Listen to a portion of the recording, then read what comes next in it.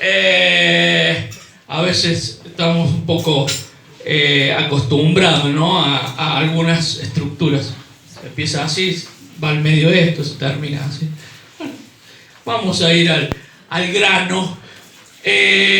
Estamos viendo en el seminario Ódeos, en mi materia, que se llama Epístolas Generales, estamos viendo ya la última carta, que en el orden que está en la Biblia es la primera, pero nosotros lo estamos viendo al último. Es la carta de Santiago. Muy bien, los alumnos. La carta de Santiago. Y en la carta de Santiago estamos viendo esta carta con un enfoque particular que muestra de alguna manera, o va a mostrar, a un creyente maduro, ¿sí? Y una palabra clave que usamos en la materia es espejo, ¿sí? Y nos paramos en ese versículo que dice: quien mira en la perfecta ley de la libertad como un espejo y considera su rostro, pero después se va y se olvida. Bueno, ¿se acuerdan de ese pasaje? Bien, y usamos esa palabra para darle el enfoque a la carta y mirarnos de alguna manera en la carta de Santiago como si fuese un espejo, ¿sí? Ahí la carta de Santiago va a mostrar a un creyente maduro y nosotros nos miramos en la carta y ahí nos vemos, ¿sí? Vieron que el espejo no miente, como esa canción que anda dando vuelta por ahí, dice: el espejo no miente. ¿Ah? Y es así, vos te mirás al espejo y el espejo te dice quién sos. Bueno, debería ocurrir lo mismo cuando nos miramos en Santiago y vemos a un creyente maduro, y si somos maduros deberíamos ver lo mismo, ¿se entiende? Y si no, bueno, hay que corregir algunas cosas, ¿sí? Y en esta carta tan tremenda estamos viendo muchas cosas que, si usted tiene interés, súmese. Sí, bueno, ya va a tener que ser para el próximo tiempo porque ya estamos terminando, pero súmense. Hago un paréntesis acá y no es un anuncio, pero quien hace un seminario, cualquiera que sea, de alguna manera avanza o tiene otro nivel, escuche bien esto, en cuanto a su crecimiento espiritual. Sin duda, en cuanto a su crecimiento espiritual. Estoy hablando, como dije nivel, y ustedes me pueden mirar y decir: ¿cómo que otro nivel? Otro nivel en cuanto al crecimiento espiritual. Quien haga un seminario avanza en esto, y quien haga dos está en otro nivel de crecimiento espiritual. Y yo los felicito, hermanos queridos, porque hay muchos que ya han terminado un seminario y ahora están haciendo otro más. Qué bueno, porque eso los pone en otro nivel de crecimiento espiritual. Si yo me hubiera quedado en terminar el seminario cuando termine, no, hay que seguir avanzando. Así que los animo y los felicito a los que están en esto, porque estaría bueno que todos se sumen. Cuando le preguntamos al mundo qué opina de un cristiano, ¿qué es un cristiano? ¿Qué te dice el mundo? Bueno, alguien que va a la iglesia, ¿no es cierto? ¿Y qué más? Y bueno, alguien que ora. Bueno, sí, ¿y qué más? Y bueno, alguien que estudia la Biblia. Y el mundo dice eso, ¿no? Y nosotros a veces miramos y decimos: bueno, este es cristiano, pero ¿viene a la iglesia? Y a veces viene. ¿Y ora? Y a veces ora, a veces no lo veo orando. ¿Y estudia la Biblia? Y bueno, a veces sí, a veces no. El mundo mira hacia un cristiano, ¿no? Entonces, qué importante que nosotros como cristianos estemos en esto. Cierro el paréntesis de los seminarios para animarlos nomás a que avancen en esto, porque eso va a traer crecimiento espiritual y madurez, ¿sí? No se madura solo con el tiempo. Vieron que a algunas personas dicen: no, bueno, ya cuando crezca, pasa el tiempo, sí, pero el crecimiento espiritual no es estático. No, el tiempo para el cristiano no es estático. No es que yo me quedo acá quietito y bueno, solo voy a madurar porque no, yo debo ponerme en la dirección del Señor y entonces voy a ir creciendo junto con la edad, ¿sí? Y con el tiempo. pero debo ir sumándole a mi fe todo lo necesario para madurar. Y de eso habla la carta, la estamos viendo. Nos quedan algunas clases, estamos viendo algunas cosas tremendas. Entonces nos miramos, ¿cómo debería responder un cristiano maduro frente a las pruebas? ¿Y cómo debería responder un cristiano maduro en cuanto a las tentaciones? ¿Y cuáles son las tentaciones del cristiano maduro? ¿Y cuáles son las del inmaduro?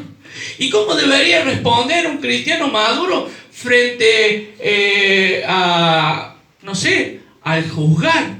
¿Y cómo debería ser un cristiano maduro en cuanto a su hablar? ¿Y cómo debería ser un cristiano maduro en cuanto al conocimiento? Y estamos viendo y decimos, wow, qué tremendo, y nos miramos al espejo y decimos, bueno, algunas cosas me faltan, y otras cosas, ahí voy mejorando, y eso está bueno. Bien, en este panorama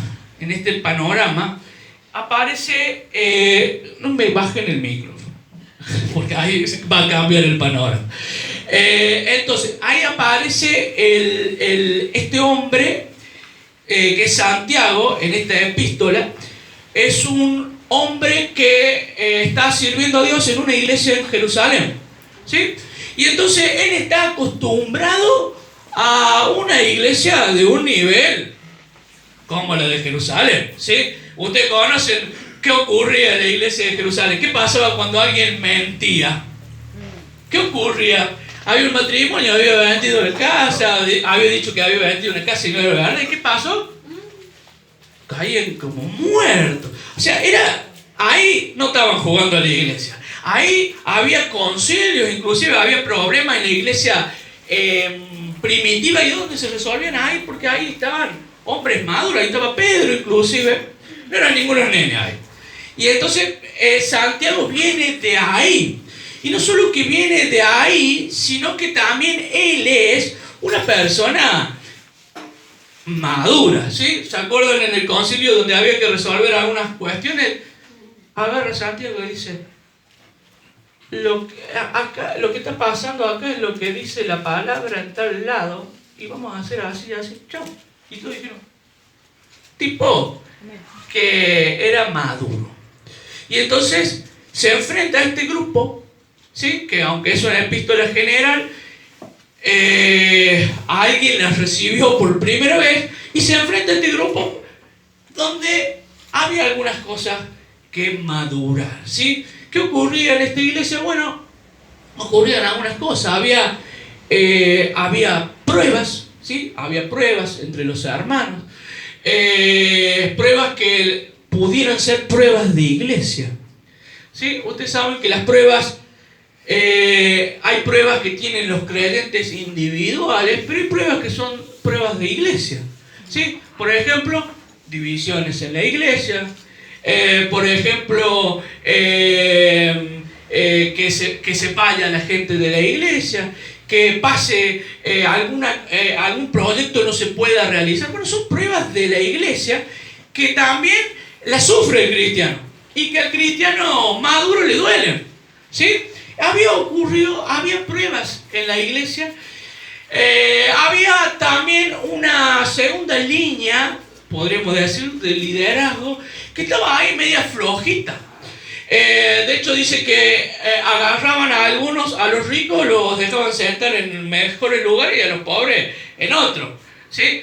Y bueno, eso habla de inmadurez, ¿no? Sí, el que más ponía, bueno, tenía el mejor asiento, el mejor ministerio, el mejor todo, ¿sí?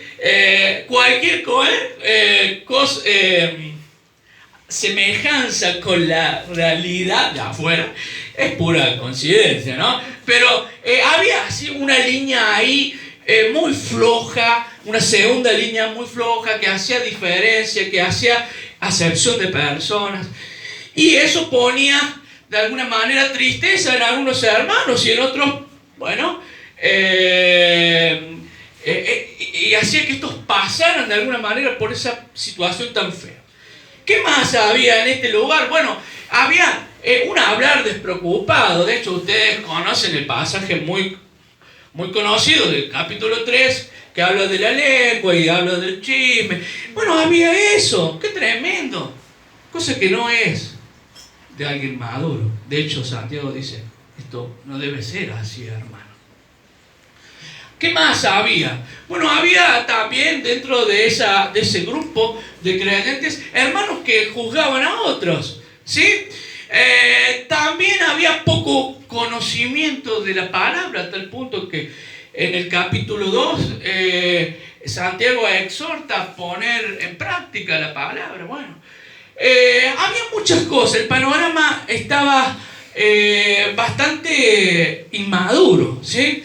Y entonces Santiago, con su forma de ser, la vemos en el escrito. Vos lees Santiago y lo ves a él. Es así. Y ves el nivel que él maneja o que él conoce de una iglesia madura. Viene de la iglesia de Jerusalén, que, bueno, tenía sus cosas también, pero manejaban otras cosas, no estaban en esas cositas.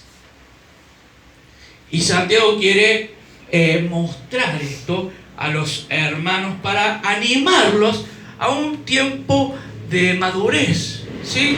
A afrontar la vida cristiana de una manera como la que Dios pide. Y vamos a ver un pasaje en esta mañana. Está en capítulo 5 de Santiago, versículo 12. Dice así: pero sobre todo, hermanos míos, no juréis ni por el cielo, ni por la tierra, ni por ningún otro juramento, sino que vuestro sí sea sí y vuestro no sea no, para que no caigas en condenación. ¿Está alguno entre vosotros afligido? Bueno, haga oración. ¿Está alguno alegre? Cante alabanza. ¿Está alguno enfermo entre vosotros? Llame a los ancianos de la iglesia y oren por él, ungiéndole con aceite en el nombre del Señor. Y la oración de fe sanará al enfermo, y el Señor lo levantará. Y si hubiere cometido pecado, le serán perdonados. Confesaos vuestras ofensas unos a otros y orad unos por otros para que seáis sanados. La oración eficaz del justo puede mucho. Elías era un hombre sujeto a pasiones semejantes a las nuestras y oró fervientemente para que no lloviese, y no llovió sobre la tierra. Y no llovió sobre la tierra por 3 años y 6 meses. Y otra vez oró y el cielo dio lluvia y la tierra produjo fruto. Hermanos, si alguno de entre vosotros se ha extraviado de la verdad y a alguno le hace volver, sepa que el que haga volver al pecador del error de su camino, salvará de muerte un alma y cubrirá multitud de pecados. Qué tremendo Santiago. Cómo termina la carta.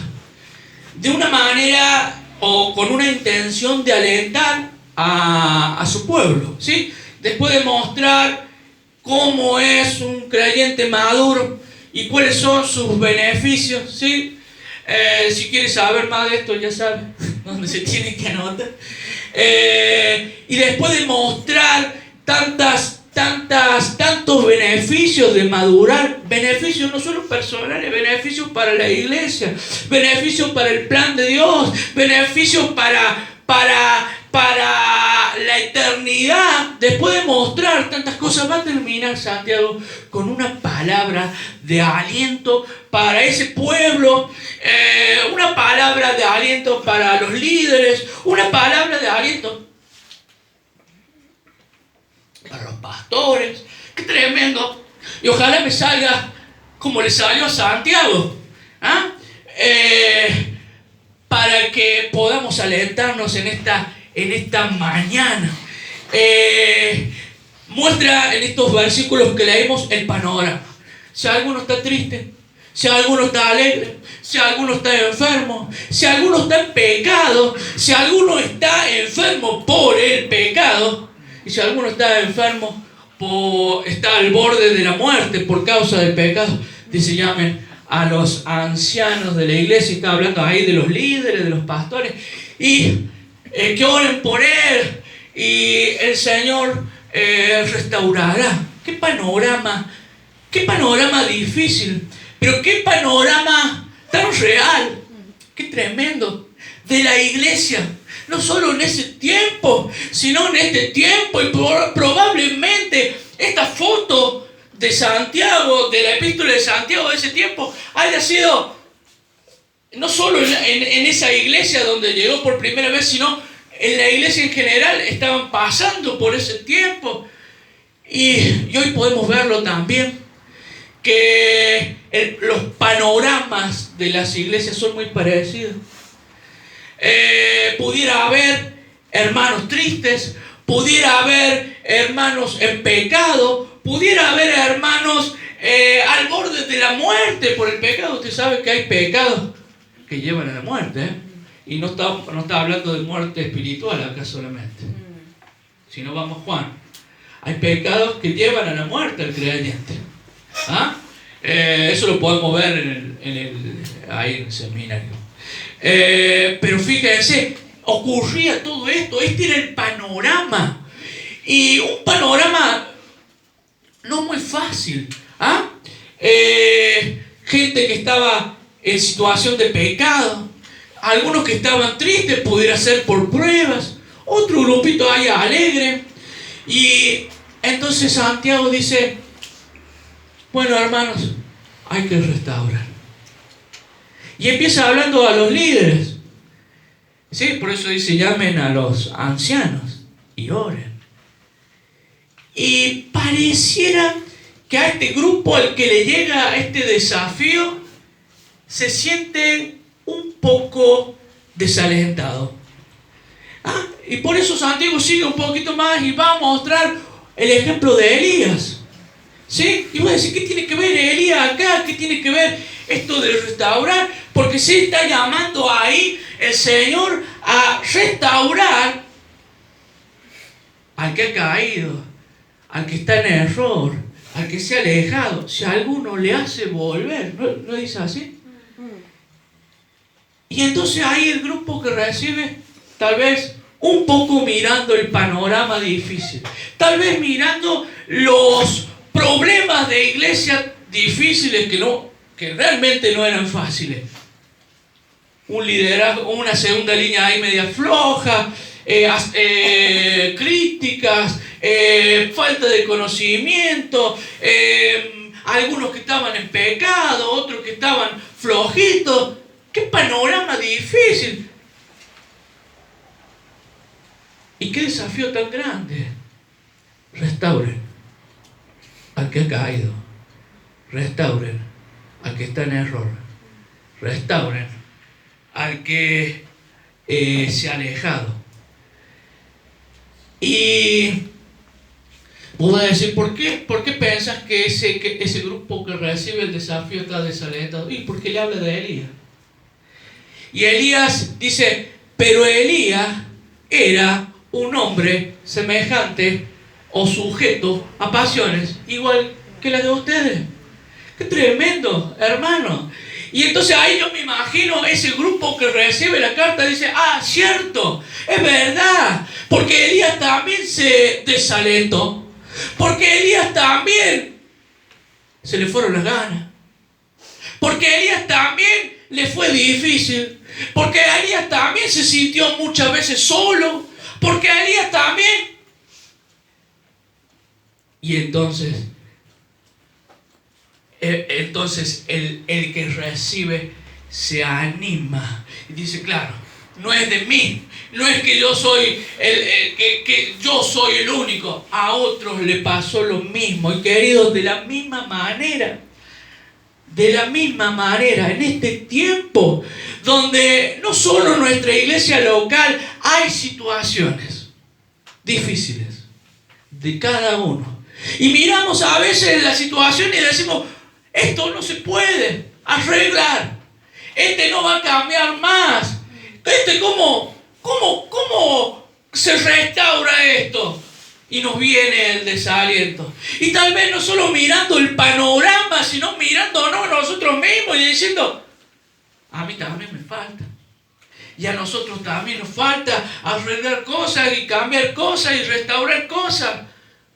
¿Cómo hago? Miren a Elías. Él también se desalentaba. Él también tenía cosas para cambiar. Él también le costaba. A él también le fue difícil. Sin embargo, hizo lo que tenía que hacer y Dios lo usó. Y querido, este es el mensaje para este tiempo. No solo para la iglesia, sino para vos personalmente, para cada uno. Cuando miramos cosas, cuando miramos el panorama a nuestro alrededor y parece que eso no va a cambiar más.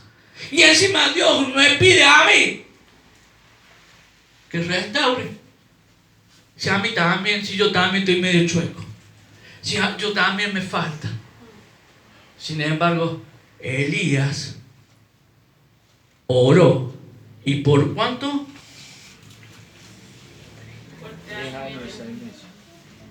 3 años y 6 meses.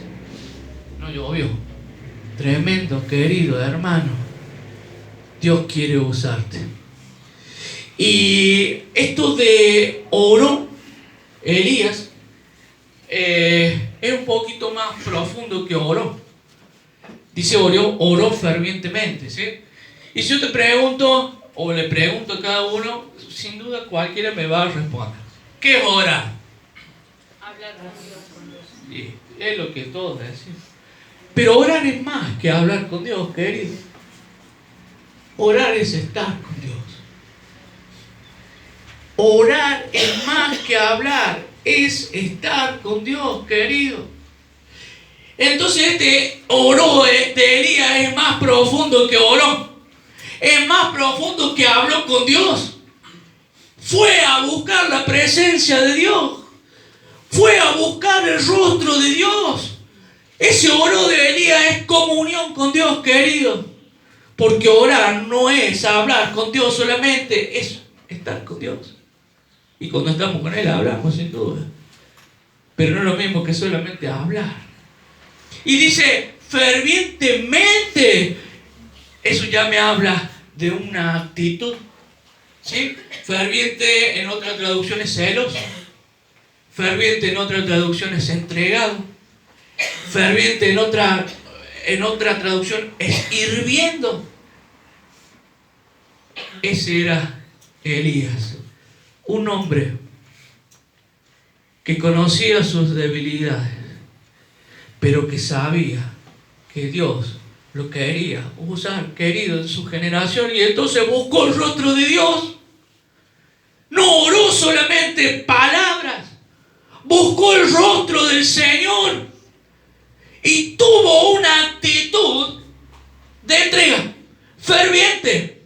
Hermano querido, la entrega al Señor se nota por lo fervoroso. Y no estoy hablando de cómo es la otra palabra parecida, efusivo. ¿Ah? Efusivo puede ser alguien que habla efusivamente, pero ferviente es alguien celoso por lo que hace, entregado por lo que hace. Y este Elías hizo eso. Por eso le pone Santiago el ejemplo. Porque ahí están esos hermanos que son sí líderes también, pero puede ser cualquiera que está sirviendo. Está llamado a restaurar. Está llamado a hacer volver a otros. Como el que dice, sepa, por si no lo sabe, que el que haga, ¿dónde está? Sepa que el que haga volver al pecador del error de su camino, salvará de muerte un alma, querido, y cubrirá de multitud de pecados. ¿Te parece poca cosa lo que Dios quiere usar la iglesia en este tiempo? El Señor quiere usarte para restaurar a otros. El Señor quiere usar la iglesia para restaurar a otros. El Señor quiere usar tal vez este grupo para restaurar la madurez en la iglesia. para restaurar una verdadera adoración que se entrega, para restaurar tal vez la palabra en los púlpitos, para restaurar un mensaje cristocéntrico, para restaurar a personas. Y el Señor te quiere usar a vos y me quiere usar a mí. Y este es el mensaje para este tiempo. Y yo sé que cada uno de nosotros le pasa lo mismo que a estos hermanos. Yo, si me falta, y es verdad, te falta, y nos falta. Pero Elías, cuando Dios lo llamó, oró, y Dios lo usó. Querido, este es el mensaje para esta mañana. Dios quiere usarte. Dios quiere usarme para restaurar a otros. Pero demanda entrega. Nadie puede restaurar a otros si no está entregado. Nadie puede restaurar a otros si no tiene comunión con el Señor. Acuérdate que orar no es solamente hablar con Dios. Cuando yo pregunte la próxima vez que voy a orar, ¿qué me van a decir? Es estar con Él. Es un poco más, ¿no? Y fervoroso habla de alguien entregado. Y este es el mensaje. Parece cortito, parece difícil. Créanme que digo, voy a quemar el final de la materia. Pero este es el mensaje. Este es el mensaje para cada uno. Empieza el pasaje que leímos. Que tú sí sea sí. Y tú no sea no. Dice no jures por nada, ni por el cielo, ni por la tierra. ¿Cuántos compromisos hemos hecho? ¿Cuántas veces le hemos prometido al Señor? ¿Cuántos lugares hay donde prométale al Señor? No, querido, basta, dice el Señor. ¿Sí o no?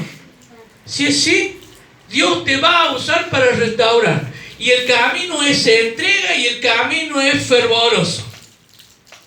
Si es no, es tu decisión. Ponemos de pie.